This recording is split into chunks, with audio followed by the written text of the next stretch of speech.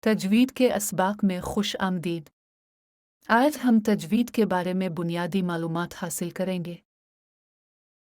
تجوید کا مطلب ہے قرآن مجید کو درست طریقے سے پڑھنا۔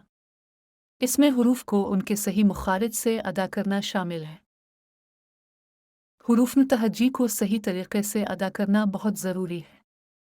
ہر حرف کا ایک خاص مخرج ہوتا ہے جہاں سے وہ ادا ہوتا ہے۔ غلط طریقے سے ادا کرنے سے معنی بدل سکتے ہیں، اس لیے حروف کی ادائیگی پر خاص توجہ دیں۔ حرکات اور تنوین کی پہچان بھی تجوید کا اہم حصہ ہے۔ زبر، زیر اور پیش کو حرکات کہتے ہیں۔ دو زبر، دو زیر اور دو پیش کو تنوین کہتے ہیں۔ ان کی ادائیگی میں غلطی سے بھی معنی بدل سکتے ہیں۔ مد اور غنہ تجوید کے اہم قواعد ہیں۔ مد کا مطلب ہے آواز کو کھینچنا۔ غنہ کا مطلب ہے ناک میں آواز لے جانا۔